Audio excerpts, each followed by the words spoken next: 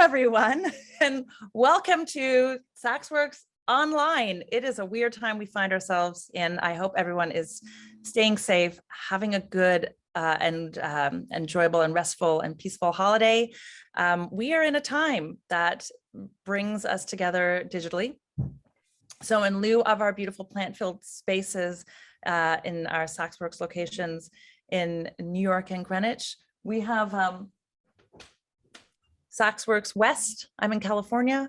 We've got Planty here to bring us the SaksWorks vibe of wellness, health, and really as we look to 2022, a fresh start.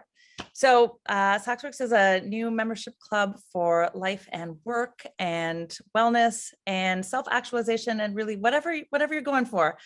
We want to be there to support and provide in the form of our beautiful spaces and our fantastic programming, which is the segue into right now. We have some fantastic programming today. It is online, which means we can have attendees from everywhere, which is actually quite lovely.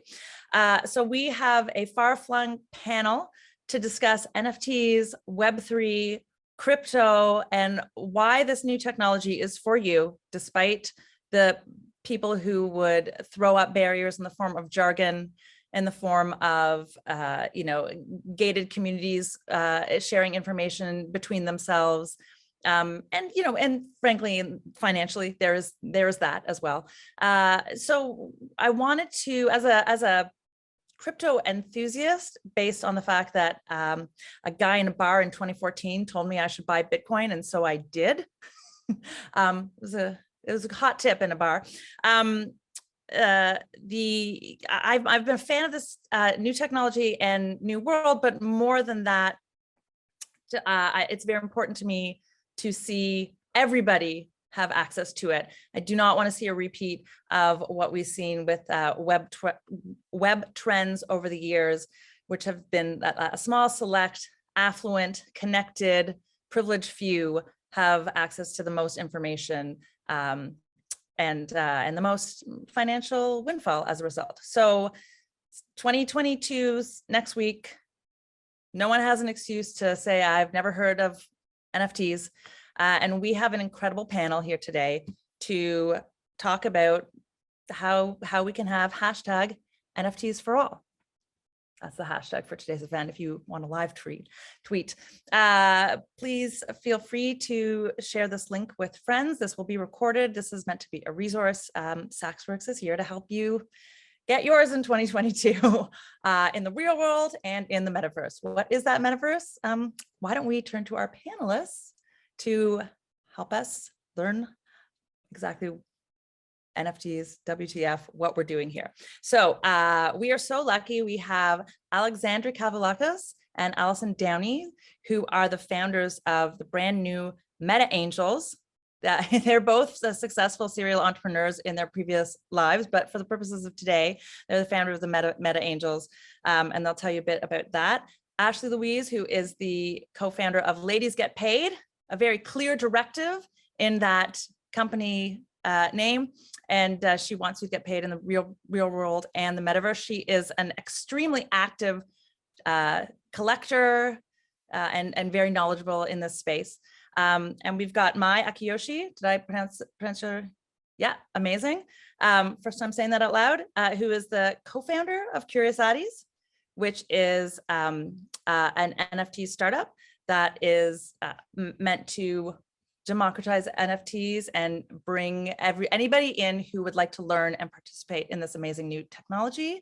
And this conversation will be moderated by Web3 enthusiast and knows a lot more about it than I do, Sari Noor Ali, who is also a serial entrepreneur, the co-founder of Sleuth. I'm going to kick this conversation over to Serene. My name is on my screen. I didn't actually say it out loud. I'm Rachel Sklar, the VP of Programming and Content at SaksWorks, and sometimes I do things backwards. And we'll find out if that flies in the metaverse, and we're gonna do it right now. So I'm going to kick it over to you, Serene. And thank you everyone for joining us today. So excited for us all to have a crack at really participating in this amazing new technology. Thank you so much, Rachel and SaksWorks. So I just want to get right in there because we have a lot to talk about in 60 minutes with this amazing panel. 2021 is the year of crypto lingo. I think that's why so many of us are here.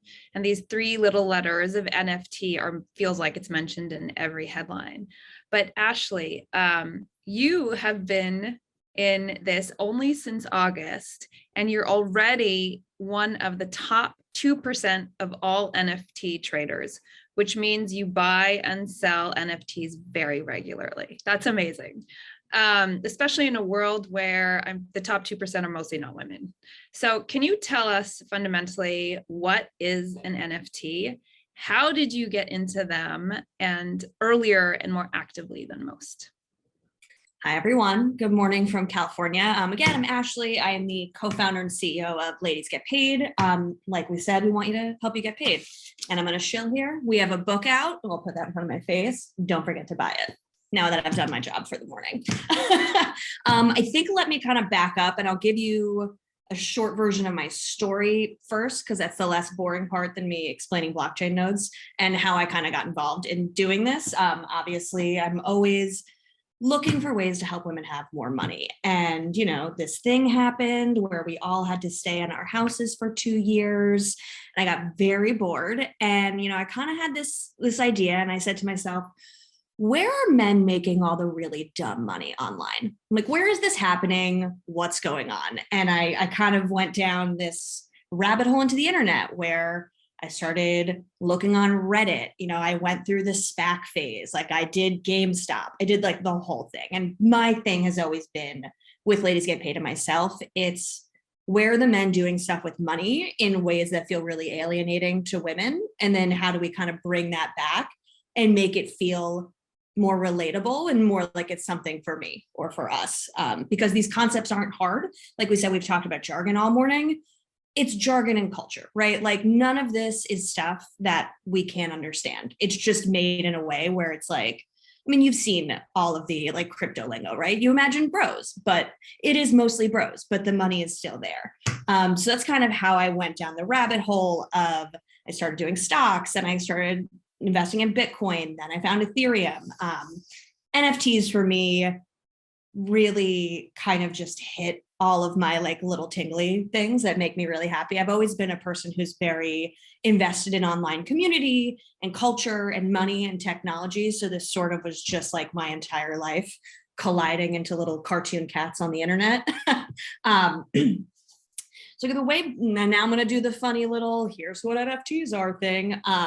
So the way that blockchain works, I'm sure everyone's kind of heard of decentralization and centralization. So kind of what that means is, if you think about centralization, right? There's a bank that you can go to and you put your money in, you have a password, and there's one place where there's a record. So what blockchain does is it distributes the records amongst many people. So it's decentralized. And the thought behind that is, the word is immutable here. Then I'm going to explain that. Because it's decentralized and there's so many different computers running this blockchain, there is no one record of something because it's shared as a ledger on multiple computers. So there's no way to ever delete something off of the blockchain, right? So like your money can't just disappear. Can if you accidentally sent it to someone else's wallet. But so the difference. Actually, is it a good parallel to say if you don't back up your pictures on your phone and you lose your phone, you're screwed? But if it's like on the cloud, yes, the picture exists elsewhere? Same idea. Right. Yes. So it's basically one giant cloud. However, if AWS goes down, right, there is no Amazon. Anytime your Slack goes down, right, or like, oops, the internet's closed today, that's because it's centralized. So with blockchain, there is no one way for something to go down. So you always have your stuff. So fungible tokens are things like Bitcoin and Ethereum, right? Like they are on the blockchains and those are just tokens. There's no difference between them. You can sell one Bitcoin on an exchange. The thing with NFTs is that because each individual NFT is different, right? Like my cat has a bow on its head and yours has antlers, right? They are not the same. NFTs work much more like the housing market, right? Where it is a market. There are supply and demand forces at play. There are people who want, they want the cat with the Viking hat. And so with NFTs, what you're really getting is it's more like investing in an asset like a house or a car where there's an actual market here.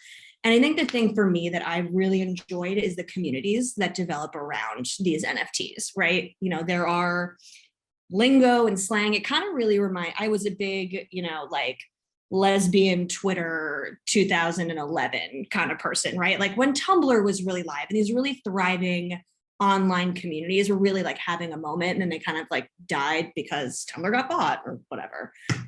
But the idea of community ownership of something that you really love is really cool to me, right? Like I own my NFTs, I can participate in these communities, and I can also make money off of them, right? Like if you make a big Tumblr account with a bazillion followers on it, Tumblr owns your account and you can't make any money from that. So I think with Web3, here's another one, is kind of this collective ecosystem of NFTs and community-owned projects where everyone can take part and build and own a piece of what they're doing. And for me, I've really just enjoyed NFTs and learning. It is like so crazy. I have gone extremely down the rabbit hole. I'm in like it's a deep rabbit hole. It's so, I mean, I'm in like a paid Discord group that's like all men who make millions of dollars every single day. And I'm just like, whoa, cool guys. But and so you go, is just sort of, and I talked to Allie about this like very early on. The number one thing I would tell everyone when you are doing this is do not rush. You're going to feel FOMO and you're like, I'm missing out. What am I doing? Doing anything in a rush because you feel like you're about to miss something, 100% of the dumb shit I have done this year has been that, right? There are opportunities literally every hour for you to get involved in something. Nothing's going to pass you by where your life is like, oh, I would have been like a quadruple millionaire if I just like did that, right? The space is so new and there's so many scams and things going on and just like craziness. You never have to rush and just like take a beat, come to panels like this, read and learn. Like that is my number one thing. Never ever rush in this space. Yeah, I think that's critical advice. That's critical advice. I think I might want to turn to you with that as kind of the background. You know, I think one of the things that when I started in this space not that long ago, it felt like there was information privilege. You know, it felt like the people who knew what to get got rewarded. And I know that in your background with Curious Addies, you're trying to democratize information to NFTs and how people get access. I also really admire you wrote a piece about women doing things that when they don't feel confident in something, they should do it. And that speaks a lot. That I feel like that's my entire life. And so when you think about getting people into the space and your own background, which you kind of indicated was maybe untraditional in a lot of ways before you went into software engineering, what are you trying to do with Curious Addie, and how do you help people who are new get into the space have the confidence to keep going in it and to keep learning? Yeah, first of all, thank you so much for reading my blog. So yeah, I started, so Curious Addies, so my name is I'm the CEO and co-founder of Curious Addies. So Curious Addies really is aiming for making crypto go mainstream. So when we started like learning about crypto, we were like, oh, wow, crypto is amazing. This is going to be the future of money. And NFT is going to be a future of digital ownership, and DAO is going to be a future of organization. So everything is going to be involved in the crypto, right? So we really want to teach people, we really want to bring our family and friends into crypto, but there is no single platform where you can learn and you can like start from. So that's how we started Curious Addies. And NFT is really has a huge potential to make crypto go mainstream, because before crypto is mainly for like people who are interested in finance or people who are technical. So crypto hasn't gone mainstream because not a lot of people are interested in. But NFT really tapped into different market, which is like people who are interested in art, culture, and media, and a lot of people, all of them happen to be women. And I talk to a lot of women in this space, and like they're like they say, wow, this finally feels like it's for me. And that really bringing like new people to the space. So that's really what I'm excited about. And also that's that's why we started our project from NFTs, because if we just start like teaching crypto, we probably didn't get to get many women. But now NFT project, like for example, I'm so grateful that all the panels know about Curious Addis, thanks to Ashley, and Ashley told Ali, and Ali told Alex, and all like women are got interested in like our project thanks to NFTs. So it has been, of course, like you all already know about crypto. So it's just a, like kind of an addition to what you have been into, but it is really helpful for more people to get in. So that's what I'm really excited about, Curious Addis. And also, as Ashley said, this place is so many scams, and like you actually said, like you have to make mistakes, right? You really just have to dive into it to learn things. However, not everyone is Victorian enough. Not everyone has like financial freedom to do so. So what we are trying to make is the game where people can like actually come in and experience the learning of NFTs in crypto. So for example, we just launched our interactive tutorial where people can come in and mint NFTs without having any fund. And they get cryptocurrency, which is called like Matic, which is like another blockchain network. So it's really cheaper than Ethereum. So they can get this Matic cryptocurrency and mint their own first NFTs and set up wallet and understand NFTs and how it works. So that's what we are really trying to do, like create the space where people can really learn by making mistakes, by doing things. So that's what I've been trying to build. And you and your partner, Ben, have written some of the best pieces I've ever seen on crypto and the metaverse. So I think someone can drop it in the chat. But one of the things I really like about, there's so many different ways to learn about crypto. And I think that's some of where the overwhelm comes, like, who do I follow? What do I read? Who do I listen to? And it depends on kind of like where you start diving in. And I've read almost all of your stuff, which is amazing, because that's actually how I started going into the rabbit hole. And one of my favorite pieces, the one that I came across in last night, is like, literally, how do you buy an NFT? Like, how do you connect your wallet? What's a seed phrase? And so I think we should drop that in the chat too, because that's just an excellent how-to article. Because sometimes when you're learning, you're like, oh my God, but I need to couple it with doing. And so that back and forth of like reading and understanding, it's kind of like a dialectic that I think will help more people go, because this is a new space for all of us. So even learning about it is new and people are teaching about it. So I just want to thank you for everything you've done, because you've made it very approachable. I'll add, when I first really went deep on NFTs was within like 48 hours of getting my first one. And it was really stressful to like do it all at once. Like if you're interested in the space, I recommend reading this stuff, getting familiar with it, so that when you're ready, you're not like, what's happening? Or trying to buy ETH and being like, shoot, it takes 7 to 10 days for it to clear in your bank account if you've never bought it before and just opened a Coinbase account, which is a real thing, which happened to me. And so if you're sort of thinking about those things, like plan ahead, be ready, and you don't actually have to spend your cryptocurrency right away.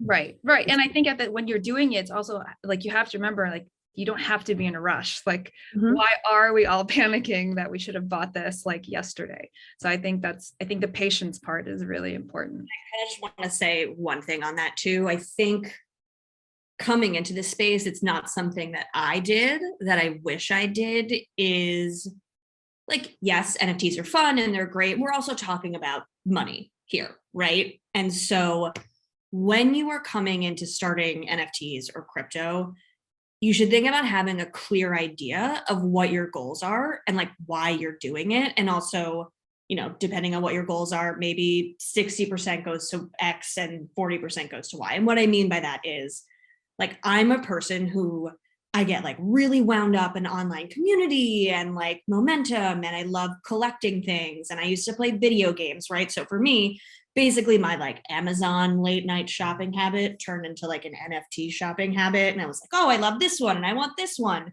But I did have this kind of moment a few months ago where I said to myself, yes, I love collecting these things. However, at this point in my life, it's better for me to much more prioritize profiting than collecting. And once I kind of thought about that, it changed my entire strategy and how I was doing things, right? Like, are there tons of NFTs in communities I would love to be a part of? Like, yes, totally. One example is, I used to own a mutant ape from the Bored Ape Yacht Club, but at the time, it was a pretty heavy percentage of my funds that I had available. And while I really enjoyed being part of that community, if I'm thinking strictly about like increasing the amount of money that I have, that was not a good decision for me and something I felt I actually couldn't afford to be a part of at the time. And so, and this is going to change as you do this, right? Like when you're first entering, it's, let me just get one and let me like join a community and let me see how this goes. But it's something I would definitely encourage people is to think about, why am I doing this, and try and be really strict about that, because otherwise it's like you got this money in your wallet and you're pressing the buy button and like there's no return policy like on Amazon, right? Like you got these things and that's it. So that's the one thing I would say too, is like be very clear about what you're doing and why. Yeah, there's a really great short video that Randy Zuckerberg did explaining the 3 reasons people buy NFTs. And like the first one is investing and like financial return. The one around identity, like I identify with this, I show that I am part of this. And the third was around community. And I think of it that way very strongly because I am not a sophisticated enough investor to be in that first group, right? Like I don't know enough to guarantee I'm going to profit off of what I buy. And so I have a budget that is in line with that being an identity and community play and not an investment play. And maybe I'll graduate to that in time, but it's the same reason I don't buy individual stocks. I'm like not enough of that kind of investor. So think about it that way too. If you're going in it for financial returns, you're going to want to be doing a very different kind of research than if you go into it for community or identity.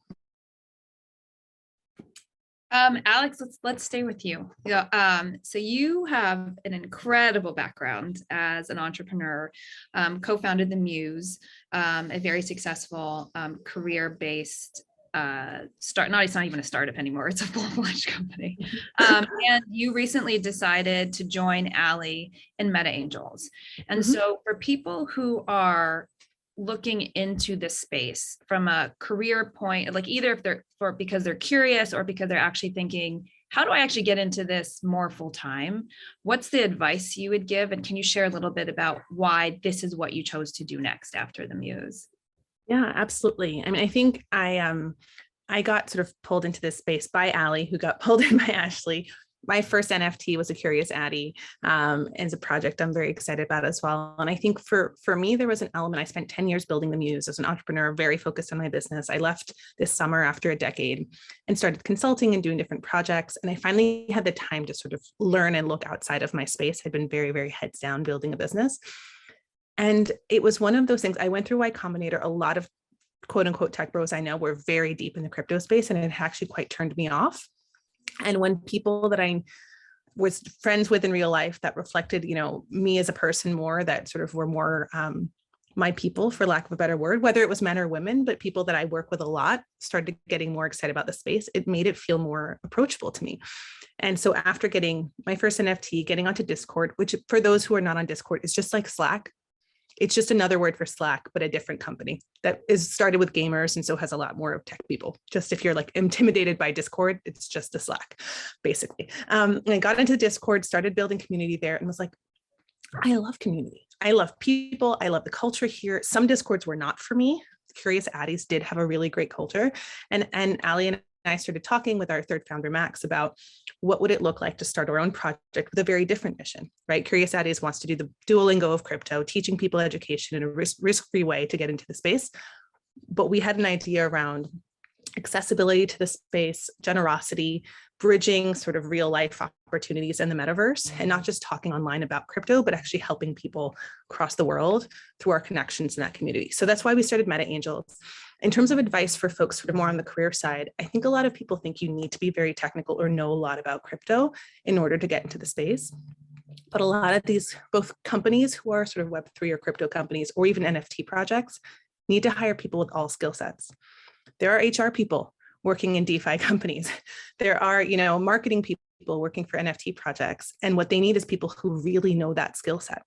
And 2 to 3 weeks of getting up to speed is probably enough for you to know what you need to know about crypto and NFT to work at one of those companies.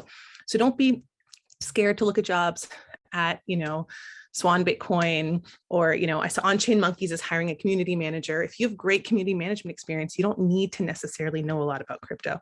So that's one of my pieces of advice is don't be scared to sort of look into those if you don't know the space. It's a great way to go into it. And the reason I got excited was I said, look, I believe in sort of myself and Ali, our ability to build a really exciting product community and sort of project. And we're working with incredible artists that we're excited to announce in January. But part of it was also, I want to learn about the space. I learn by doing, I learn by making connections. And I've loved the people I've met in the space so far.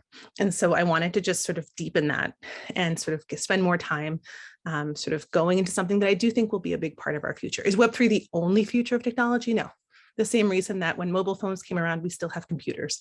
But mobile did change how we built Web 2, right? And so there's going to be layers upon layers of technology, and Web 3 will be important to understand. And so it's an opportunity to not be so scared of it. A lot of this jargon is just that. And a lot of the concepts make a lot more sense when you have analogies, right? I love the housing market analogy for NFTs. I think that's a great one. I always tell, the way I explained it to my mom for NFTs, I was like, you need Ethereum. It's on the Ethereum block, you need to buy ETH because when you go to France, you can't buy your croissants in dollars, you need euros. Like you need cryptocurrency to buy NFTs. It's the same thing. It's just a different kind of currency. So all these things are much simpler than they're made out to be. So don't let all the jargon and all the Twitter speak intimidate you. That is a good kind of way to, how did I explain this to my mom is a very good way to it would be a By the way, my mom's totally into it. She's like, go for it. This sounds great. My mother-in-law 100% bought in. That's awesome. She's 80. So. My mom is on this right now. So hi, Mom. Ali, I would love to turn to you because I actually have you to thank for getting me into this rabbit hole a few months ago. By the way, it's only been 6 weeks, maybe not even that. By the way, it feels NFT time is crazy. Really? And I think it's because you start, I think if you start getting really interested in it, you just read a lot voraciously, right? And so I think Alex's point about actually getting up to speed in 3 weeks is critical. And I hope it encourages other people to learn and learn quickly because it really is that new that you can kind of get in it early. Ali, you are one of the most productive, gracious, generous tech entrepreneurs I know. You know everybody, you help everybody. You sent me the best socks when I was hospitalized with my daughter that say brave and courageous, which I still wear all the time. And so I see you as someone that's similar to my own world, tech entrepreneur, mom, busy, doing lots of things. And then you started Meta Angels. And so I would love to know actually a couple of things. One, what was your aha moment? How did you evaluate previous NFT projects? And what is your thinking and vision behind Meta Angels that you want? Because I see a lot of the values that you practice in life starting to be incorporated into Meta Angels as well. Yeah, thank you. So starting with the aha moment for me. So Ashley was my way in, and I would pepper her in Twitter DMs with all sorts of questions, and she pointed me toward the Curious Addies Discord, and that is where I really fell down that rabbit hole. And I put a link to the NFT 101's article. You should settle in and pour yourself a cup of tea or a glass of wine when you sit down to read it, because it's 2.5 hours to read. The analogies for me are really what clicked. And one analogy that Max, one of our co-founders, had shared with me is, if you think about the textbook market, the college textbook market, if textbooks were NFT items, if they were NFT assets, the price for textbooks could drop dramatically, because the thing that's magical about an NFT is that smart contract that underlies it lives on forever. And that contract can be written in a way that the people who created it can profit from it in perpetuity. So if you think about college textbooks and how they cost $300 for Psych 101, but that's because there's one sale that happens that the publisher and the author are able to take a piece of. With an NFT, that royalty can continue on forever. So you no longer have to charge $300 for a textbook. You could charge $75 for a textbook because that author and that publishing company is going to be able to continue making money because it's on the blockchain. And those royalties are built into it. So that was one of the real world analogies that clicked for me. There are two big types of projects that are catching a lot of people's attention right now. One is on the art side, and that is, like straightforward art. It's just digital. And again, the artists are able to take royalties from those secondary sales. And then the other really big piece right now is what's called PFPs. So profile pictures, it's the acronym for profile pictures. And those are the ones that we see a lot of the press about, like Bored Apes and CryptoPunk. And those made zero sense to me when I first started thinking about it. Like the market cap for Bored Apes right now is something like $4 billion, which is insane to think about. And like that, like this seems like a Ponzi scheme or Beanie Babies. But where it clicked for me was that, a profile picture project is really establishing two things for you. First, it's a personal brand. Like when you put that on your Twitter account, like you are signaling in the same way that when you choose the particular car that you drive or the bag that you carry or the sweatshirt that you're wearing, that you align with that particular brand. And those are the values that you want to put out. And the other part is that it's a membership community. Like your NFT is your membership card to get into that group. So when I started thinking about, brand and membership club, I thought, well, like, what's the brand I want to associate with myself? Like, what do I want to put out there in the world that's aspirational and signaling that like what my values are, and also what is the membership community that I want to be a part of. And that's where we landed on Meta Angels. The idea that this brand stands for generosity and accessibility and knocking down some of those walls of those traditional closed networks that a lot of us on this panel have benefited from.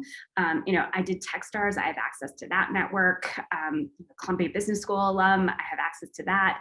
But that, like, those are such small microcosms, and it's so hard to garner those benefits. But there are a lot of people like me and like Ashley and Mai and Serene and Rachel and Alex who want to help other people. And we don't care if they're part of our alumni communities. We want them to get access to some of the same benefits that we did. So with Meta Angels, we're trying to bring all of those people together into one community and drive that real world impact, like getting somebody who went to a college that you want to go to read your alumni essay, or getting an introduction to somebody you want to talk to, or giving feedback on a project that you're working on. So bringing all of that together. Yeah, and it's also exciting. I hope in the past half hour that we've excited people in the audience and encouraged them to kind of start thinking about getting involved. I think the one sub note I would add is that there's also a lot of room to create. Like personally, the reason I started getting really excited about this world was because I had to leave my job in 2017 because my daughter had some medical issues. And I see parents around me leave their jobs to take care of someone in their family and they lose salary. And so I keep thinking, like, where has technology passed people by? Like, my startup kind of addresses that in part because I thought they were overlooked. And I think there's this potential of a lot of people who were overlooked by technology to actually start getting involved and start creating, because it really is at the tip of the iceberg. And we need all this kind of creative energy in the system to start thinking about the solutions we could build. So now that we're all super excited, I think we should have a discussion about scams. You wrote a critical piece on this and a quiz on this. So if you could kick us off on things that we should know, how do we, like, what are the best practices? And then if everyone else can chime in, I think that would be really great. Yeah, sure. So I'll talk about a little bit kind of conceptual and also kind of tactical.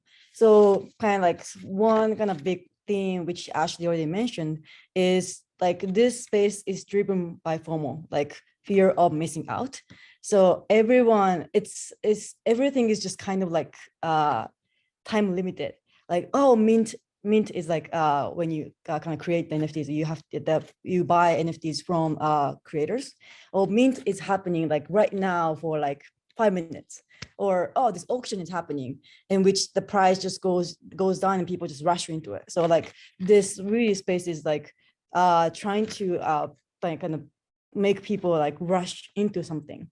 So and scammers are so good at like using that psychology and try to like catch on that. So for example, the main community that we use in NFT space is Discord, and a lot of the project create the Discord community in on this server called Discord. And once scammers, once you create the account, you will start getting so many direct messages from like random people saying, because if you join the server, unless you change the setting for private setting, anyone can message you like directly. So the scammers will know which servers you're in. For example, like if you're in Meta Angels, scammers will know you're in Meta Angels, and Meta Angels, and then scammers start like sending messages saying like, hey, Meta Angels is like doing like minting right now, or like doing some like promotions, and they're trying to like, and that's gonna be like only like 50 spots, and you will start like kind of freaking out, right? Because like, wow, I have to jump in right now. And that's kind of tactic that's used a lot. So the first tactical advice is, once you join any Discord, like please don't like react to any of the direct messages. And any servers, any like reject projects will never ever send direct messages to you on Discord. So never ever like click anything from the direct messages, because it's 100% most of the case it's just bring you to like fake site and drain all the wallet. So that's one thing. And another thing, you will need the wallet, because you in this Web3 world, you can actually own things, right? So you can in this wallet, you will get your private key and public key. And private key is like you're approving the transaction you make. For example, you're sending like ETH to someone else, you're buying NFTs, and this wallet serves as your like approval that you can kind of sign the transaction. So this private key is kind of translated into seed recovery phrase, which is like 12 to 24 words. And you have to save that when you're creating a wallet, in which I'm happy to show you if anyone wants to stay after this call. But like this wallet phrases, the scammers really try to ask you that phrase, because that phrase is your private key. So if scammers can get that phrase, scammers can get access to all your funds, all your NFTs, all your ETH. So they can log into your wallet and then steal all the wallets. So never ever never ever share any secret recovery phrase. And I'm gonna put the link of a scam article that explains everything, but that's kind of two main things that I would say, and everyone else can just jump on for other things.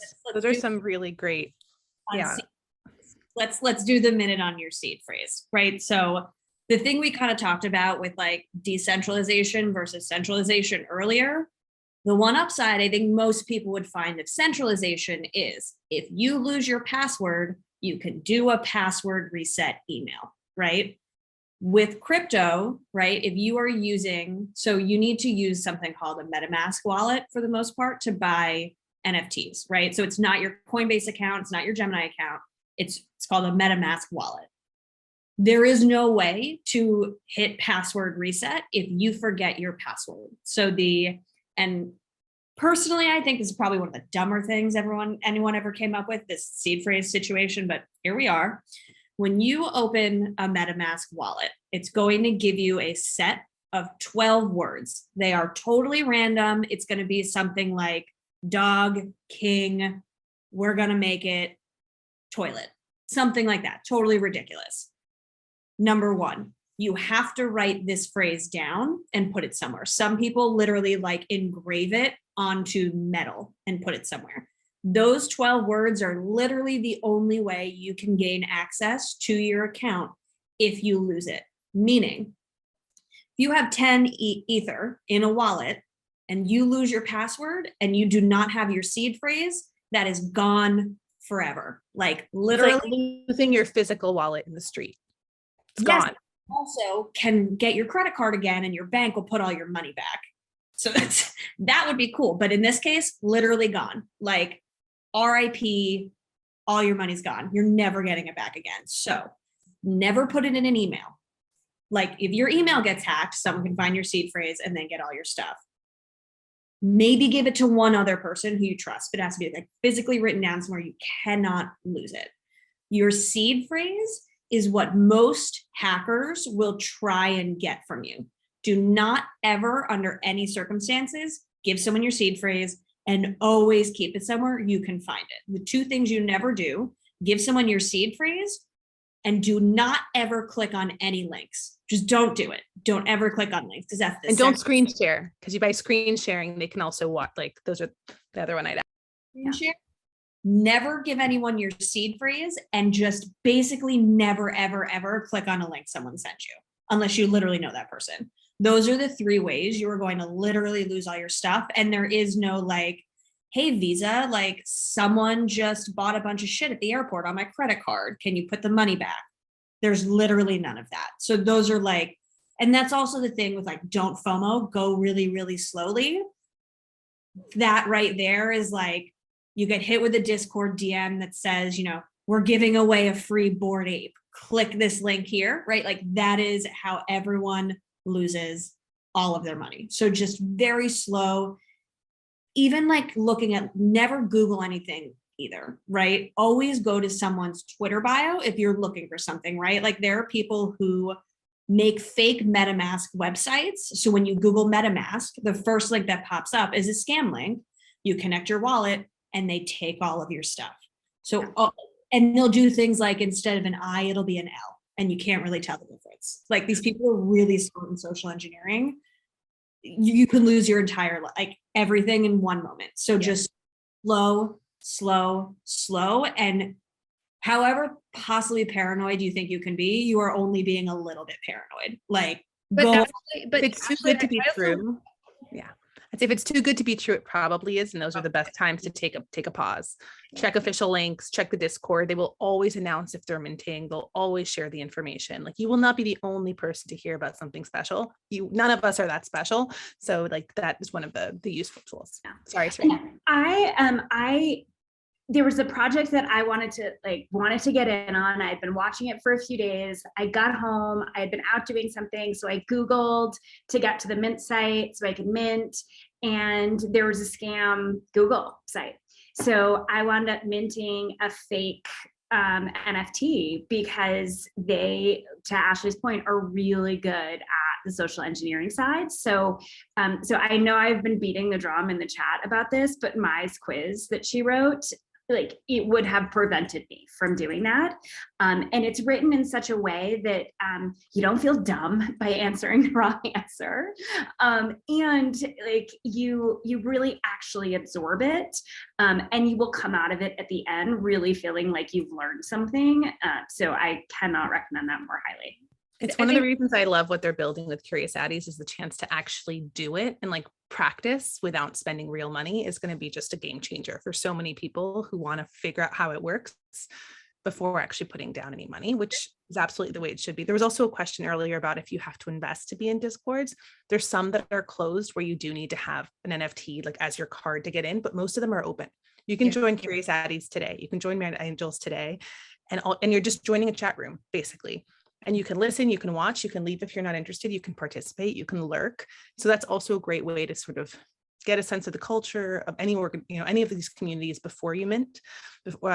Minting is when they first create the NFTs. I think that this, so it's like when you think about the mint. This topic is like a whole different, I think, session, right? Like, and so there's a lot there. I think one of the takeaways is that everyone can learn it. I know it can sound intimidating about like, oh, I have to hook up my wallet this way or do Discord this way, but it's all learnable. One, you can get involved without having to do that yet. So time is on your side. You can take your time to learn it and do it slowly. Just dedicate a certain amount of time every day or every week. And you will get there. Like, it's not, don't be scared off by the scams. All of us are in it and have learned, and we still have our livelihood, thank God. So it's definitely possible. I'm I going know to Rachel jump in wants to here for a second. This is a really good segue into Q&A because Ashley talked about, or Alex, one of the speakers just talked about like feeling dumb. Like, that's what scammers prey on, that you'll feel like you are not smart enough or you don't know enough and you shouldn't ask questions. Always ask questions. There's no such thing as, and freely admit if you made a mistake. Like, have a trusted person, have trusted people you can go to. I have gone to Ali. I go to Ali on the rag. I go to Ashley on the rag.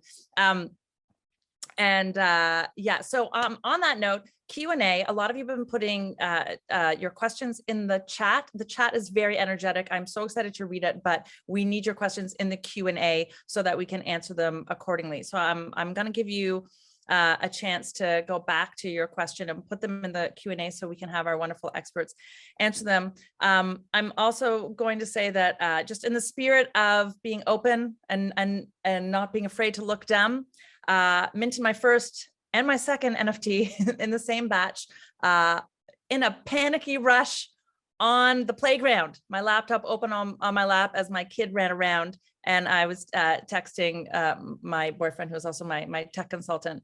It was in the Staple Pigeon, the Meta Pigeon drop in May, and I signed up for MetaMask, and this panel reminded me, I need to figure out where my seed phrase is.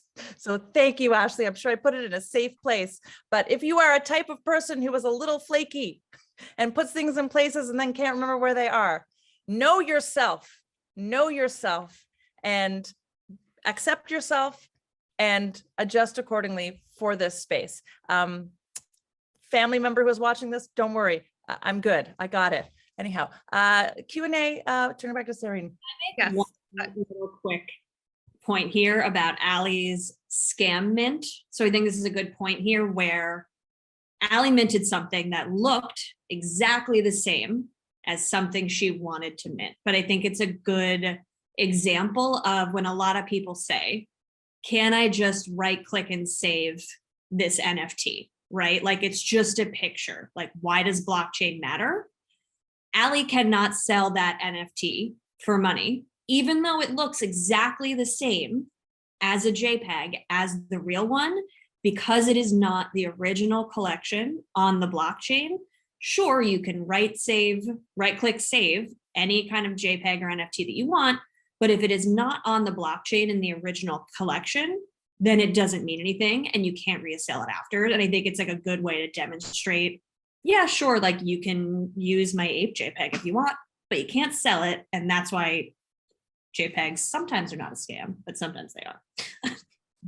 Yeah, and to the point about questions, I just wanted to add, as intimidating as the community can look like from the outside, and when you first get into these discords, there is such a generosity of spirit in so many of these communities where people won't dismiss you if you're asking simple and basic questions.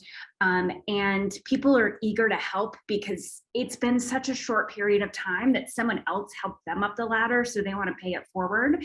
So don't be afraid to ask your questions, particularly in discords like Curious Addies. We also welcome all of those questions in Meta Angels as well. So know that if you have questions about something is a scam, whether something is a scam, or you want to know how to evaluate NFT projects, you have any of those questions, you can ask them in those discords. Yeah, we've had people drop things and be like, is this legit? And had people comment and talk and chat through it. So don't be afraid to ask for help. Sareen, do you want to point us for some Q&A? I want to actually do two totally different questions at one go, and you guys can decide which you want to take. So one is about money. I think that what everything that we're discussing also takes a lot of time. I want to be very upfront about like engaging. It still takes time. Some people are just in it to buy, hold, invest, whatever. So if we can be transparent and give tips on like what's a good amount to start with. Someone in the chat wants to know like what's an expected dollar amount or multiple. And Ashley, what's your biggest loss and gain since August? That was a question. And another really important question that I've heard a lot is what are the environmental effects of blockchain and crypto, particularly because you know, gas prices and all that. When you guys think about engaging in the space, how do you reconcile or think about the environmental effects? So round robin. Ashley, let's start with you, particularly because of the money question. Can you pick one for me to answer? I think your brand is probably the money one. So let's start with that. Like really, like how much should I put in? How much can I expect to make? How do I do this? I want to make money. Again, just about like your goals and your like personal financial situation. I will say before you do anything in crypto, you should have an emergency fund. You should have enough money for your life. You should be maxing out your retirement account first. Let's like be very clear here. This is literally the most high risk thing you could possibly do with your money. Yes, it's all fun, but it's real money. And it's like, again, as we've said, very easy to lose it. I think if someone's thinking about buying their first NFT, anything that's not going to be like really, really garbage and is going to have some kind of community that you can join and engage in, and you like the art, and it's not just like a Fiverr pump and dump that's going to die in 24 hours, you're probably looking at spending $500 on something, right? Like somewhere in that range. And that's also counting like you have to pay a gas fee when you buy anything. And that means basically a transaction fee to use the Ethereum network. I would say that's probably a good place to get started. If you just want to dip your toe in, set aside $500, take time to research where and what you want to invest in. So it's either art, if you want to buy art, it's a PFP, which is just a word someone came up with for avatar. I don't know. But join the discords of any project that you're looking at and see what things feel like in there, right? You will find somewhere where you say, you know what, these are my people and I really like how this looks and I like how this makes me feel when I use it as my photo. And that's the way that you should approach your first thing. My biggest loss right now is I sank 4 Ether into a project that went to 0. So that's been fun for me lately. You know, look, and here's the thing, these are really volatile assets. Net, I'm up like 10 to 15x since August. So like, that's great. I've also like lost a fuck ton of money also. But Ashley, can you say how much time have you spent on this? I spend so much time. Okay. Like, I think that's important to note too, right? and I think thinking about NFTs as an investment at volume, it's a lot of time, right? Like trying to figure out what to mint and what not to mint. I mean, there were days in like August where it was 50 projects every day. I mean, it was crazy. And you're just like, pressing buttons. Yes, NFTs do not sleep. If like your first thing, I really encourage everyone to just like find something they like in an affordable price range. If you're like doing this for an investment, I flip, meaning like I am in and out of stuff in like 24 to 48 hours. Sometimes there are other projects where if you feel really like bullish on them and confident, like buy it and hold it. You know what I mean? Like some of my best plays are the ones that I've held, right? Like I own 2 Cool Cats, for example. I bought them when they were probably 0.8 Ether and they are at 10 each right now. Right. So like I got a good gain there. It really, really comes around to like your risk tolerance, A, and B, also like your mental health. In like October, November-ish, you know, the market kind of took a dip and I'd been spending so much time, like a lot of time on this. And like my mental health like really severely declined, like pretty badly. And I had to like take 2 weeks off. I stepped back from my computer, like the rush is like really, you know, I'm like holy shit, I just made like $15,000 this hour, right? And you're like up here, and then 2 days later, you're losing $15,000 in an hour. And it was really, really bad for my mental health. And I just like want to say that too, like only invest what you can afford to lose. Think about risk tolerance and what you're doing. And like, again, it can be addictive. I mean, and that's why so many Discord communities have channels, which is like a sub part of the discussion that's titled mental health. So people can start sharing. And I think we do see more people be very upfront about that.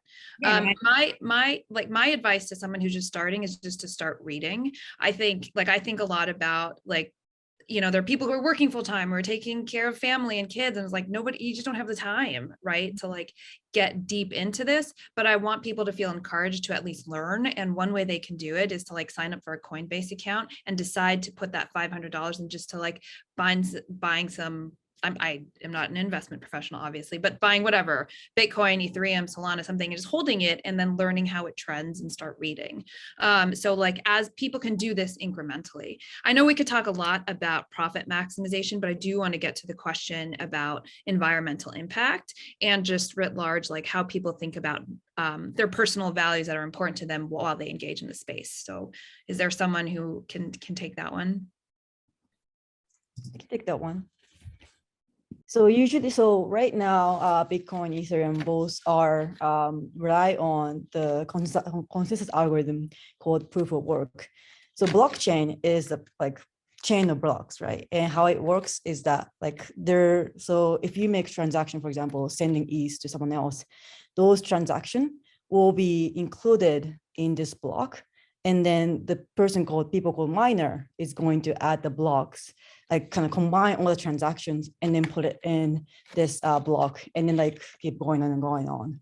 And so miner right now, how they create the block is they have to use like super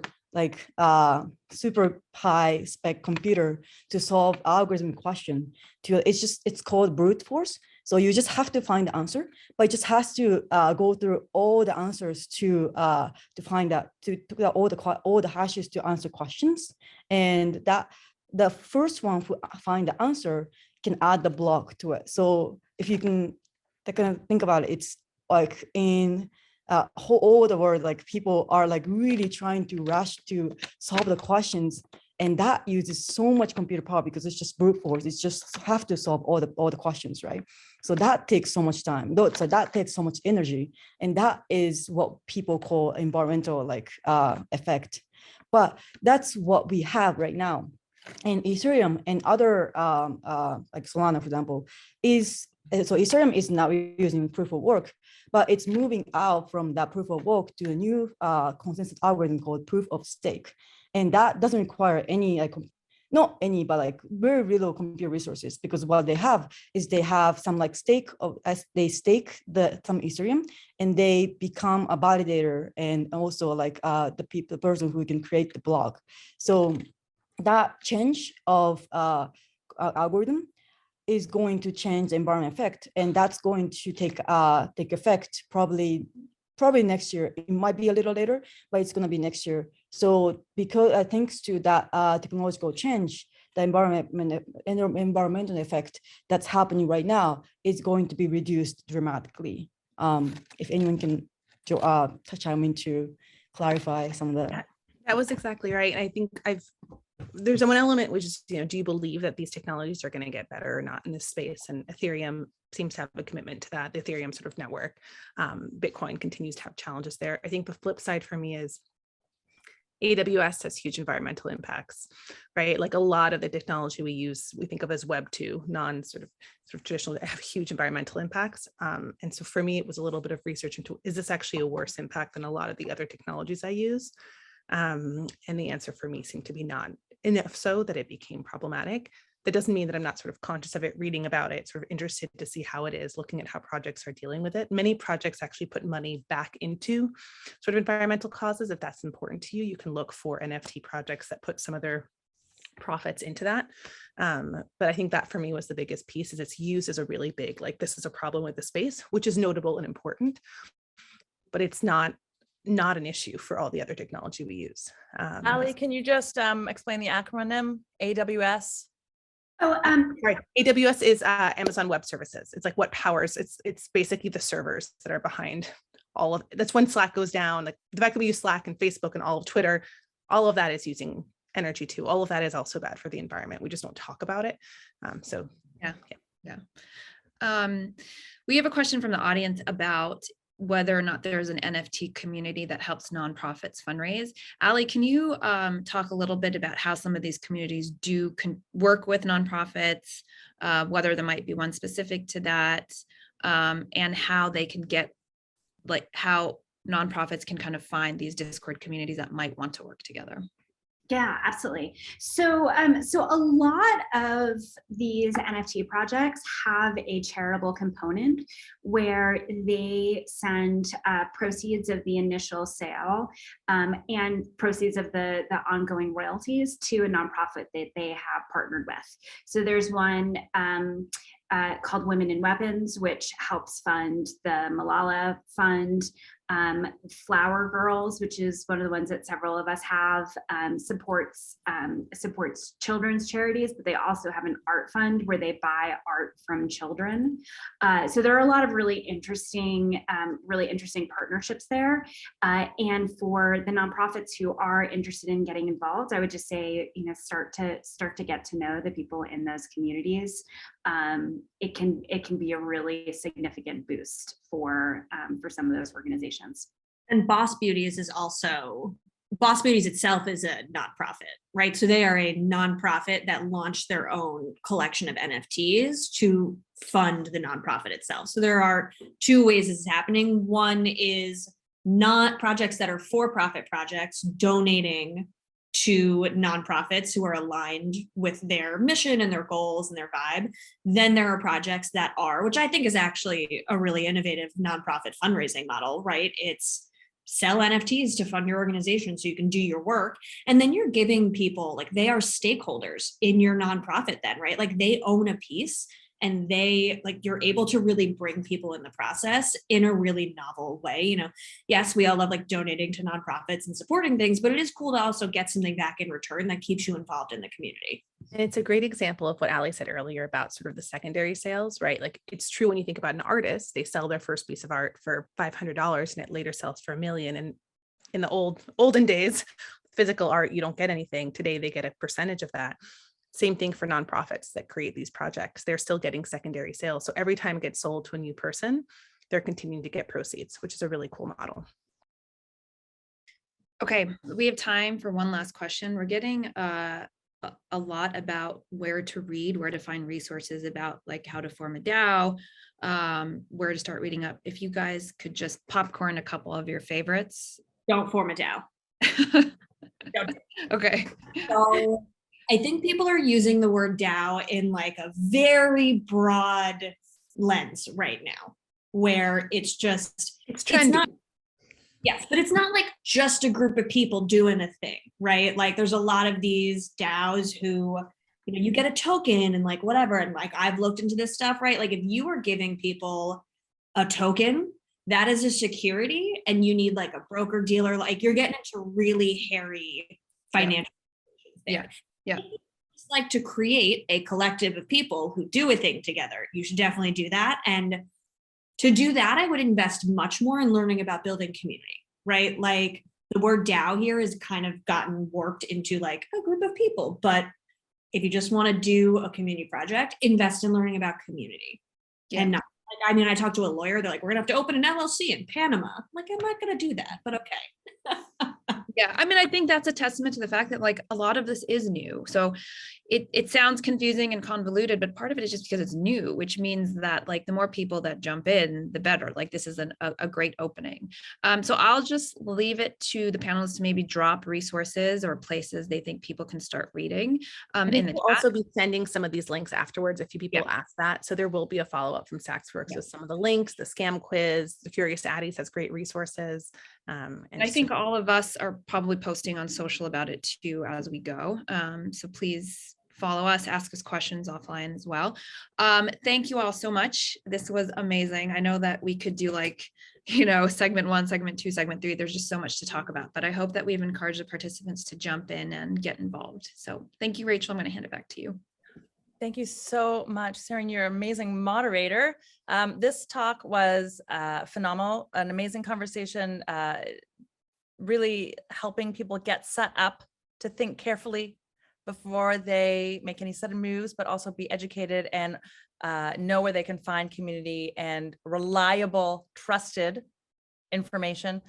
Speaking of reliable, trusted information, you can find the handles for all of our panelists and moderator at the SaksWorks Twitter. That's a retweet of me. You can also find it on my social media handles. I'm just Rachel Sklar. And SaksWorks on Twitter is Saks, SAKS_WORKS, and it's one word, SaksWorks on Instagram. I'm gonna make sure that we share out all of the handles and the where to finds of all of our amazing panelists. So please give a virtual hand, I guess. Is that how we do things? We can't see you, but I know that you're all doing this. Ash Louise, Ali Downey, Alex Kavalakos, Mai Akiyoshi, Sari Noor Ali. Thank you so much for being part of this today. So we are actually we're gonna leave this Zoom open for a few minutes because there are a lot of questions both in the chat and even though we told you to put in the Q&A, following directions is very important in the metaverse, apparently. But nonetheless, we just want to make sure that we get to whatever we can get to as long as people have a little bit of time. So but everybody can drop off if you wish to drop off. This has been recorded. We'll be sharing that out on our events page. And yeah, be safe out there in the real world and in the metaverse. And best of luck. This was a really amazing conversation.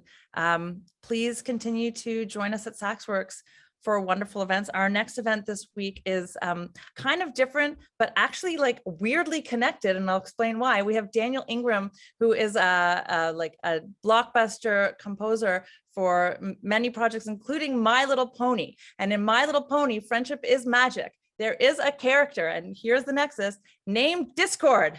And for the like 5 of you who totally get that, so that's all I got. But Daniel's amazing, and that's going to be on Wednesday, same time, same webinar format. It's well, Cheyenne's shaking her head. It's going to be on Wednesday. It's going to be on Wednesday. 1 p.m. At 1 p.m. Okay, that's at 1 p.m. And we we'll continue to brandish our plants at you, and hopefully we'll be able to do that in real life very, very soon. Thank you to our panelists. Thank you to everyone for joining. And we're just going to leave the Zoom open now for answering questions and possibly some post-channel chatter that we're all going to be very buttoned up for, I'm very sure. We'll see you next time. Thank you again, and stay safe and Happy New Year.